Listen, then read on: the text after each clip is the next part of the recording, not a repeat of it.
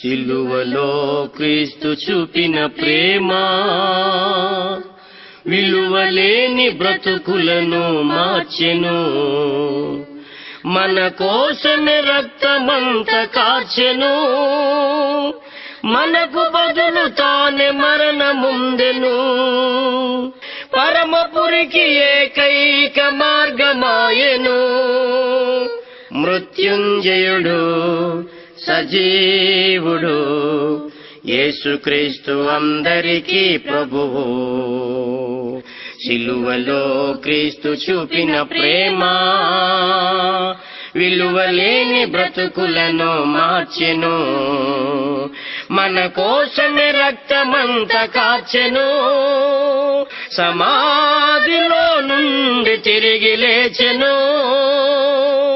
పరమపురికి ఏకైక మార్గమాయెను. మీ అందరికీ నా హృదయపూర్వకమైన వందనాలండి. సత్య మార్గం ద్వారా దేవుని వాక్యం విని దేవుని యొక్క ఆశీస్సులు పొందుతున్న మీ అందరికి కూడా నా హృదయపూర్వకమైన వందనాలు నేను తెలియపరుస్తూ ఉన్నాను. దేవుడు గొప్ప దేవుడై ఉన్నాడు మనకి. మరి జగత్ పునాది వేయబడక మునిపే ప్రేమ చేత యేసుక్రీస్తులో మనల్ని ఏర్పాటు చేసుకున్న గొప్ప దేవుడు అన్నటువంటి విషయాన్ని మనం మర్చిపోవడానికి వీల్లేదు. అదేవిధంగా మనం గమనించినట్లయితే గొప్ప దేవుడు మనకి ఏమేమి చేస్తున్నాడు అన్నటువంటి విషయాన్ని మనం గమనించాలి. దేవుడిచ్చిన ఆయుష్కాలం, ఇప్పుడు ఎడ్డింగ్ అంటే దేవుడిచ్చిన ఆయుష్కాలం అంటే దేవుడు మనకి ఆయుష్కాలం ఎప్పుడు దాకా ఇస్తున్నాడో అన్నటువంటి విషయాన్ని మనం గమనిస్తూ ఉన్నాం. అంటే దేవుడు మనకిచ్చే ఆయుష్కాలం ఎంత గొప్పదో మనం గమనించాలి. ఎందుకంటే జగత్ పునాది వేయబడక మునిపే ప్రేమ చేత యేసుక్రీస్తులో ఏర్పాటు చేసుకున్న దేవుడు మనకిచ్చే ఆయుష్కాలం గురించి ఆయన మాట్లాడుతున్నాడు అన్నటువంటి విషయాన్ని మనం మర్చిపోవడానికి వీల్లేదు. గలతీయులకు రాసిన పత్రిక 3:27 మనం గమనించినట్లయితే క్రీస్తు యేసులోనికి బాప్తిసం పొందిన మనందరం కూడా క్రీస్తుని ధరించుకుని ఉన్నామంటండి. క్రీస్తు యేసులోనికి బాప్తిసం పొందిన మనందరం కూడా క్రీస్తుని ధరించుకుని ఉన్నాం. మరి మనం జీవించి జీవితకాలం ఎంతవరకో తెలియదు. అందుకే యాకోబు భక్తుడు తెలియపరుస్తున్నాడు 4:14 రేపు ఏమి సంభవించినా మీకు తెలియదు, మీ జీవం ఏపాటిది అంటే మనం కొంతసేపు కనబడి అంతలోనే మాయమైపోయి ఆవిరి వంటి వారు అంటుండే మనం. ఈ విషయాన్ని మనం గమనించాలి. అందుకనే బ్రతికుండగానే మనం దేవుని పని చేయవలసిన బద్దులమై ఉన్నామన్నటువంటి విషయాన్ని మనం గమనించాలి. అందుకని దేవుడిచ్చిన ఆయుష్కాలం అంటే ఎంత ఉంది, కొద్దిది, చిన్నపాటిది. ఆ కొద్దిపాటిలోనే మనం దేవుని పని చేయవలసిన అవసరత ఉంది. అందుకే మరి మోషే గారి విషయంలో మనం ఆలోచన కలిగి ఉందామండి. మోషే గారు కీర్తన గ్రంథము 90వ అధ్యాయంలోకి వెళ్దామండి. మోషే గారు గొప్ప ప్రార్థన చేసినట్లుగా మనం గమనిస్తూ ఉన్నాం. ఎలాంటి ప్రార్థన చేశాడు ఆయన అన్నటువంటి విషయాన్ని మనం గమనించినట్లయితే కీర్తన గ్రంథము 90వ అధ్యాయములో మనం గమనించినట్లయితే ప్రభువా తరతరం నుండి మాకు నివాసస్థలము నీవే, పర్వతములు పుట్టక మునుపు భూలోకమును పుట్టింపక మునుపు యుగయుగములు నీవే దేవుడు. నువ్వు మనుషులను మట్టికి మార్చున్నావు, నరులారా తిరిగి రెండని నువ్వు సెలవిచ్చున్నావు. నీ దృష్టికి 1000 సంవత్సరములు గతించినను నిన్నడబడే ఉన్నవి అన్నటువంటి విషయాన్ని మనం గమనిస్తున్నాం. ఆయన దృష్టికి 1000 సంవత్సరాలు గతించినప్పుడు కూడా నిన్నటవలే ఉన్నవి అన్నటువంటి విషయాన్ని మనం గమనిస్తున్నాం. ఏమంటాడు, ప్రభువా తరతరం నుండి మాకు నివాసస్థలం నువ్వే అంటే దేవుడు మనకి ఆయుష్కాలం ఇస్తున్నాడు కనుక నివాసస్థలం ఆయనే అంటాడు మనకి. ఈ విషయాన్ని మనం గమనించాలి. మరి మనం ఏమనుకుంటున్నాం, అబ్బా నా ఆయుష్కాలం చాలా పెద్ద గొప్పది, ఇంకా వయసు ఉన్నది అని మనం అనుకుంటూ ఉంటాం. యవనస్తులు అనుకుంటారు ఎక్కువ. కానీ దేవుడు మరి ఏమంటున్నాడు అన్నటువంటి విషయాన్ని మనం గమనించాలి. అదే యాకోబు భక్తుడు ఏమంటున్నాడు, రేపేమి సంభవించినా మీకు తెలియదు, మీ జీవము ఏపాటిది. కొంతసేపు కనబడి అంతలోనే మాయమైపోయి ఆవిరితో పోలుతున్నాడు యాకోబు భక్తుడు. అటువంటిప్పుడు మనం భయభక్తులు కలిగి జీవించవలసిన అవసరం ఉందన్నటువంటి విషయాన్ని మనం గమనించాలి. దేవుడిచ్చిన ఆయుష్కాలం ఎంత అన్నది మనం తెలుసుకోవాల్సిన అవసరం ఉంది. కీర్తన గ్రంథం 90వ అధ్యాయం 10వ వచనం మా ఆయుష్కాలం 70 సంవత్సరములు, అధిక బలమున్న ఎడల 80 సంవత్సరములను, అయిన వాటి వైభవం ఆయాసం దుఃఖమే, అది త్వరగా గతించిపోను, మేము ఎగిరిపోదాము అన్నటువంటి విషయాన్ని మనం గమనిస్తూ ఉన్నాం. మన ఆయుష్కాలం ఎంతండి? మన ఆయుష్కాలం 70 సంవత్సరములు, అధిక బలం ఉన్నది 80 సంవత్సరాలు. అంటే 70 అంటే ఆయుష్కాలాన్ని దేవుడు ఎంతో ఎక్కువ ఇచ్చాడండి. అక్కడి నుంచి మనం తగ్గించబడ్డాం. ఎంత దిగజారిపోయామో, ఎంత తగ్గించుకున్నామో చూడండి. మన ఆయుష్కాలం ఎంత తగ్గిపోయిందో.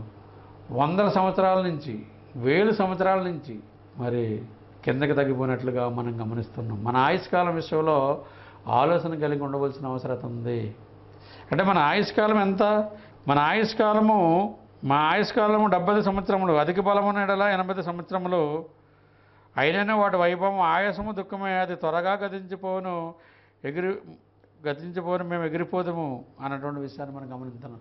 త్వరగా గతించిపోతుంది అంటే ఈ విషయాన్ని మనం ప్రతి ఒక్కరం కూడా గమనించాలి. కీర్తన గ్రంథము 118వ అధ్యాయము 20వ వచనాన్ని మనం చదువుకుందాం. ఇది యెహోవా గుమ్మము, నీతిమంతులు దీనిలో ప్రవేశించరు అన్నటువంటి విషయాన్ని మనం గమనిస్తున్నాం. యెహోవా గుమ్మలో మనం ప్రయాణం చేయాలంటే నీతి కలిగి మనం జీవించవలసిన అవసరత ఉంది అన్నటువంటి విషయాన్ని మనం గమనించాలి. ఇది యెహోవా గుమ్మము, నీతిమంతులు దీనిలో ప్రవేశించరు అన్నటువంటి విషయాన్ని మనం గమనిస్తూ ఉన్నాం. 118 కీర్తన 23వ వచనాన్ని కూడా మనం చదువుకుందామండి. ఇది యెహోవా వలన కలిగినది, అది మన కన్నులకు ఆశ్చర్యము అనేటువంటి విషయాన్ని మనం గమనిస్తున్నాం. ఇది యెహోవా వలన కలిగినది, అది మన కన్నులకు ఆశ్చర్యం అంటండి. ఏదైనా సరే యెహోవా వలన కలిగినది మన కన్నులకు ఆశ్చర్యమే. ఏదైనా దేవుడు ఇవ్వాలనుకున్నా, లేక మన ఆయుష్ పెంచాలనుకున్నా అది ఆశ్చర్యం, అది ఇంపైనది, అది మన కన్నులకు ఆశ్చర్యము. అది యెహోవా వలన కలిగినది, అది మన కన్నులకు ఆశ్చర్యము అన్నటువంటి విషయాన్ని మనం గమనిస్తూ ఉన్నాం. మరి దేవుడిచ్చిన ఆయుష్కాలం ఎంత, ఎన్ని దినాలు అన్నటువంటి విషయాన్ని మనం గమనించాలి. అదేవిధంగా మనం గమనించినట్లయితే ప్రకటన గ్రంథంలోనికి వెళ్దామండి. ప్రకటన గ్రంథము 2వ అధ్యాయము 10వ వచనాన్ని మనం చదువుకుందాం. ఇదిగో మీరు శోధింపబడినట్లు అపవాది మీలో కొందరిని చెరలో వేయబోచున్నాడు. 10 దినములు శ్రమ కలుగును, మరణం వరకు నమ్మకంగా ఉండము, నేను మీకు జీవకిరీటం ఇచ్చేదను అన్నటువంటి విషయాన్ని మనం గమనిస్తున్నాం. మన దినాలు 10 దినాలతో పోలుస్తున్నాడు దేవుడు. మరి 10 దినాలు శ్రమ కలిగినను, మరణం వరకు నమ్మకంగా ఉండను, మీకు జీవకిరీటాన్ని ఇస్తాను అని తెలియబడుతున్నాడు. ఒక దినము 1000 సంవత్సరం వల్లను, 1000 సంవత్సరం ఒక దినం వల్లను ప్రభు దృష్టికి ఉన్నాయి అన్నటువంటి విషయాన్ని మనం గమనించాలి. ప్రతి ఒక్క విషయాన్ని మనం గమనించాలి. అందుకని ఇదిగో మీరు శోధింపబడుకున్నట్లు అపవాది మీలో కొందరిని చెరలో వేయబోచున్నాడు. 10 దినములు శ్రమ కలుగును, మరణం వరకు నమ్మకుండము, నేను మీకు జీవ కిరీటం ఇచ్చిదను. అంటే దేవుడు మనకి జీవ కిరీటాన్ని ఇవ్వడానికి సిద్ధపడుతున్నాడు. అందుకని మరి దేవుడిచ్చిన ఆయుష్కాలం, అంటే దేవుడిచ్చిన ఆయుష్కాలంలోనే మనం దేవుని పని చేయవలసిన బద్దులమై ఉన్నాము అన్నటువంటి విషయాన్ని మనం గమనించాలి. అదేవిధంగా మనం గమనించినట్లయితే కొరింథీ రాసిన మొదటి పత్రికలోకి వెళ్దామండి. మనం 16వ అధ్యాయం 13-14 వచనాలు. మెలకుగా ఉండి, విశ్వాసమందు నిలకడగా ఉండి, పౌరుషం గలవారై ఉండి, బలవంతులై ఉండి, మీరు చేయి కార్యములన్నీ ప్రేమతో చేయుడి.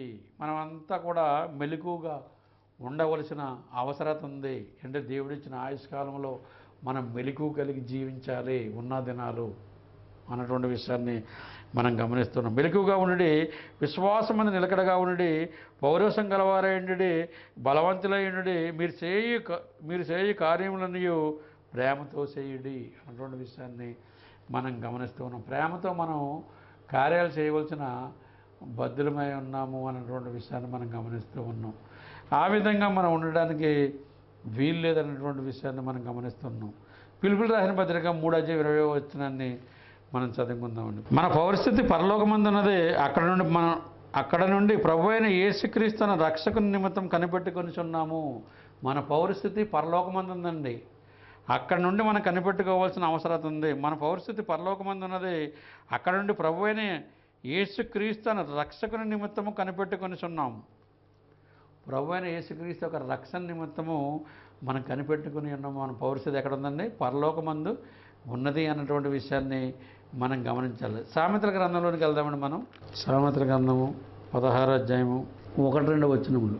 చక్కని ప్రత్యక్షం ఇచ్చుటకు యెహోవా వలన కలుగును, ఒక నడతలనియు వాని దృష్టికి నిర్దోషంగా అగపడెను, యెహోవా ఆత్మలను పరిశోధించును అన్నటువంటి విషయాన్ని మనం గమనిస్తూ ఉన్నాం. ఏంటంటే చక్కని ప్రత్యక్షం ఇచ్చుటకు యెహోవా వలన కలుగును, ఒకరి నడతలనియు వాని దృష్టికి నిర్దోషంగా కనబడెను, యెహోవా ఆత్మలను పరిశోధించును అన్నటువంటి విషయాన్ని మనం గమనిస్తూ ఉన్నాం.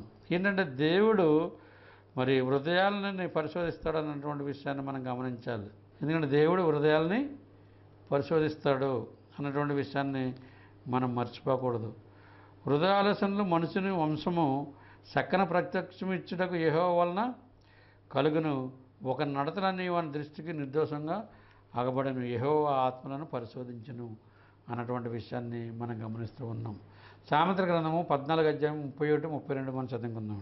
దరిద్రుని బాధించేవాడు వాని సృష్టికర్తను నిందించేవాడు, బీదలను కనికరించేవాడు, ఆయన్ను గనపరిచేవాడు అన్నటువంటి విషయాన్ని మనం గమనిస్తూ ఉన్నాం. ఏంటంటే దరిద్రుని బాధించేవాడు వాని సృష్టికర్తను నిందించేవాడు, బీదలను కనికరించేవాడు, ఆయనను గనపరచు వాడు అన్నటువంటి విషయాన్ని మనం గమనిస్తూ ఉన్నాం. 32 అపాయం రాగా భక్తిహీనుడు నశించును, మరణకాలమందు నీతిమంతునికి ఆశ్రయము కలదు.